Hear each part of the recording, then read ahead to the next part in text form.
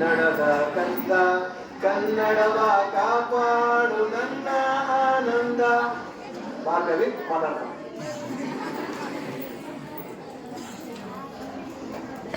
ಎಲ್ಲರಿಗೂ ಕನ್ನಡ ಭಾಷೆ ದಿನೋತ್ಸವ ಶುಭಾಶಯಗಳು.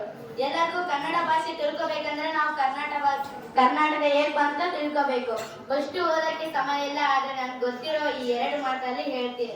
ಪಶ್ಚಿಮ ಭಾಗದಲ್ಲಿ ಕುಂತಲ ರಾಜ್ಯ ಇತ್ತು. ಆ ರಾಜ್ಯದಲ್ಲಿ ಕರ್ನಾಟಕ ಎಂಬ ರಾಕ್ಷಸನಿದ್ದ. ಋಷಿ ಮುನಿಗಳು ಮತ್ತು ಆ ರಾಜ್ಯದಲ್ಲಿ ಇರುವ ಜನರಿಗೆ ಮತ್ತು ಎಲ್ಲರಿಗೂ ಬಹಳಷ್ಟು ಹಿಂಸೆ ಕೊಡುತ್ತಾ ಮುನಿಗಳು ಬಹಳ ತಪಸ್ಸು ಮಾಡಿ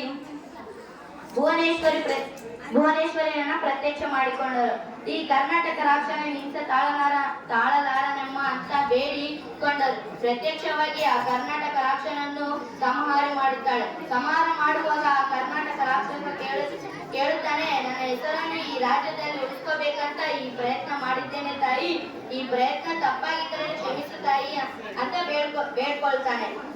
ತಾಯಿ ಭುವನೇಶ್ವರಿ ಹೇಳುತ್ತಾಳೆ, ತಪ್ಪು ಮಾಡೋದು ಸಹಜ, ಆದರೆ ಒಪ್ಪಿಕೊಳ್ಳುವುದು ಮಹಾಪುಣ್ಯವಂತ ಹೇಳುತ್ತಾ ಈ ರಾಜ್ಯವನ್ನು ನಿನ್ನ ಹೆಸರಿನ ಮೇಲೆ ಪಟ್ಟಾಭಿ ಮಾಡುತ್ತಾನೆ ಅಂತ ಆ ತಾಯಿ ಮಾಯವಾಗುತ್ತಾಳೆ. ಅದೇ ಕುಂತಲ ರಾಜ್ಯ ಈ ನಮ್ಮ ಕರ್ನಾಟಕ. ಈ ಮಾಯವಾಗುತ್ತಾಳೆ. ಅದೇ ಕುಂತಲ ರಾಜ್ಯ ಈ ನಮ್ಮ ಕರ್ನಾಟಕ. ಭುವನೇಶ್ವರಿ ತಾಯಿ ಮಹಾತ್ಮ ಗ್ರಂಥದಲ್ಲಿ ಇದೆ ನಮ್ಮ ಕರ್ನಾಟಕ ಚರಿತ್ರೆ. ಇನ್ನ ಕನ್ನಡ ಭಾಷೆಗೆ ಬಂದ್ರೆ ಮೂಲ ದ್ರಾವಿಡ ಭಾಷೆಗಳು 3: ಮೂಲ ದಕ್ಷಿಣ ದ್ರಾವಿಡ, ಮೂಲ ಮಧ್ಯ ದ್ರಾವಿಡ, ಮೂಲ ಉತ್ತರ ದ್ರಾವಿಡ.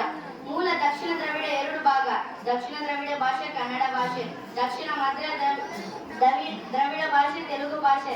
ಇನ್ನ ಮೂಲ ಮಧ್ಯ ದ್ರಾವಿಡ, ಮೂಲ ಉತ್ತರ ದ್ರಾವಿಡ ಇನ್ನು ತೆಲುಗು, ತಮಿಳು, ಮಲಯಾಳಂ. ಮೂಲ ದಕ್ಷಿಣ ದ್ರಾವಿಡ ನಮ್ಮ ಕನ್ನಡ ಭಾಷೆ ಬರುತ್ತದೆ. ಕನ್ನಡ ಭಾಷೆ ಸುಮಾರು 2500 ನಾವು ಮಾತಾಡುತ್ತೇವೆ. 1900 ವರ್ಷಗಳ ಕಾಲ ನಮ್ಮ ಕನ್ನಡ ಜಾಸ್ತಿ ಮಾತಾಡುತ್ತೇವೆ. ಕನ್ನಡ ಭಾಷೆಯನ್ನು 3 ಭಾಷೆಗಳಲ್ಲಿ ಮಾತನಾಡುತ್ತೇವೆ. ಮೌಲ ಲಿಖಿತ ರೂಪಗಳಿಂದ ನಿಶ್ಚಿತವಾಗಿ ಭೇದಗಳಿದ್ದಾವೆ. ಪ್ರಾಂತಗಳನ್ನು ನೋಡಿ ಭಾಷೆಯನ್ನು ಮಾತನಾಡುತ್ತೇವೆ. ಇದು ನಮ್ಮ ಕನ್ನಡ ಭಾಷೆ ಚರಿತ್ರೆ. ಜೈ